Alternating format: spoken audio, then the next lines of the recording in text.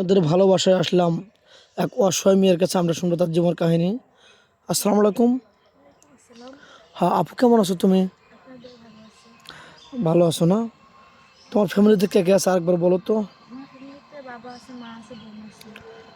আচ্ছা, আমরা জানি কিন্তু, কারণ অনেকবার ভিডিও করা হয়েছে, 30-40 বার বা 50 বার ভিডিও করা হয়েছে, তুমি আজ পর্যন্ত সারা পাওনি। কিন্তু আমাদের নতুন দর্শক অ্যাড হয়, তারা জানে না, এই জন্য বারবার নাম এবং ঠিকানা বলতে হয়। এটা আমাদের নিয়ম। তো যাই হোক, তুমি ভালো আছো না? হ্যাঁ, ভালো আছি। আচ্ছা, তোমার উচ্চতা মান কতটুকু বলছিলে? 5 ফিট 4 ইঞ্চি? জি। তাহলে তো তোমার পুলিশের চাকরির কথা মানে অনায়াসে হয়ে মানে হয়ে যাওয়ার কথা ছিল না, যদি টাকা পয়সা বা জি, টাকা পয়সা পুলিশের চাকরি যখন চান্স পাইছিলাম, কিন্তু টাকা পয়সার জন্য পাইনি।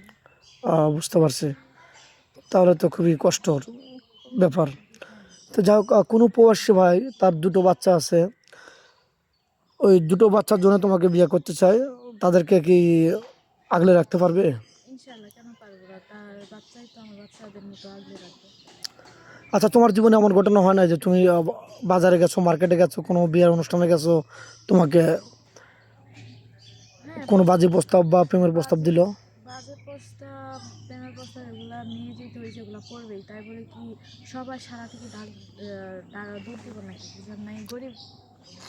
আর বিয়ের জন্য সবাই রিলেশন করে ঠিকই, কিন্তু ওই যে যখন বিয়ের 5 বছর 6 বছর রিলেশন করার পরে, তখন ওই যে বলে, যখন বিয়ের কথা বলে মেয়েটাকে, ছেলে বলে যে তোমার বাবাকে বলো আমাকে একটা বাইক দিতে, যৌতুক দিতে, ওই দিতে, সেই দিতে, তখন পারে না দিতে। তো আর রিলেশন করে তো মেয়েটা মরণ ছাড়া তার কিছু হয় না। তো আমি মনে করি এটা না করাটাই ভালো। ও, বুঝতে পারছি। তুমি মনে করো যে ওটা না করাই ভালো। জি। যেহেতু বাবা মা বড় করছে, তাদের একটা স্বপ্ন আছে, হুম। তারা বিয়ে না দিতে পারলেও এক বছর কিন্তু বিয়ে হয়ে যাবে। জি। আল্লাহ চিরদিন বাপের ঘরে রাখবে না, বাবার ঘরে, নাকি? তো তাদের সম্মানটা হেউ প্রতিপন্ন করতে চাচ্ছ না, নষ্ট করতে চাচ্ছ না, নাকি? জি। সঠিক বললাম তো? হ্যাঁ। তো যাই হোক, তুমি কি গার্মেন্টসে বা ছোটোখাটো কোনো জব যদি কোনো প্রবাসী ভাই দেয়, তুমি কি করবে এরকম? হ্যাঁ, আমি তো করতেই চাই, কিন্তু আমি তো পাচ্ছি না, এই জন্য করতে পারতেছি না।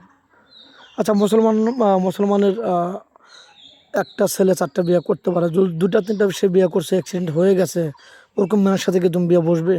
সমস্যা কি? ও যদি খাওয়াইতে পারে, একটা পুরুষের কপালে 7টা মেয়ে লেখা আছে, তো ও যদি 7টা বিয়ে করে খাওয়াইতে পারলে আমাকে না করতে নেই।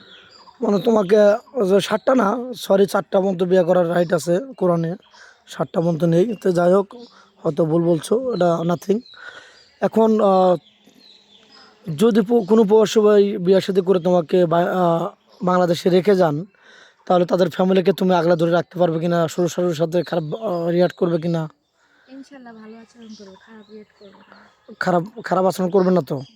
আচ্ছা, তোমাকে বিয়ে করে বাইরে রেখে গেলেন, তার একটা দেবর আছে, হয়তো তোমার বয়সও হবে বা 12 বছর 15 বছর হবে, তার সাথে কি পরকে লিপ্ত হবে কিনা? কেন হব? আমার দেবর মানে আমার ছোট ভাইয়ের মতো, তো ভাইয়ের সাথে কি পরকে লিপ্ত হওয়া যায়? কারণ হচ্ছে যে স্বামী আসবে 3 বছর পরে, তোমার তো একটা চাহিদা আছে, সেটা ঠিক আছে, তোমার একটা কিন্তু আবেগ আছে, অনুভূতি আছে, তার সেটা সাথে শেয়ার করতে পারো, এটা করবে কিনা? সেটা ঠিক আছে, কিন্তু আমি যদি ছোটবেলা থেকে গত 18 বছর বয়স পর্যন্ত যদি নিজের ইয়েটাকে কন্ট্রোল করতে পারি, আর স্বামী আসবে 3 বছর 6 বছর পর্যন্ত, পারবো না কেন? ইনশাল্লাহ পারবো। যাই হোক, আমরা অনেক কথাই তুলে ধরলাম, সব কথা হয়তো তুলে ধরা হয় না, দর্শক বন্ধু ক্ষমা দৃষ্টিতে আমাদেরকে দেখবেন। তো যাই হোক, মেয়েটার কোনো ফোন নেই, আবারও বলছি, মেয়েটার কোনো ফোন নেই, কেউ ভিডিও কল দেবেন না, অডিও কল দেবেন, ভিডিও কল দিলে ব্লক করতে বাধ্য হবো। ভালো থাকবেন, সুস্থ থাকবেন, এই বলে শেষ করে দিচ্ছি। আল্লাহ হাফেজ। আমার বাড়ি বিলা হট।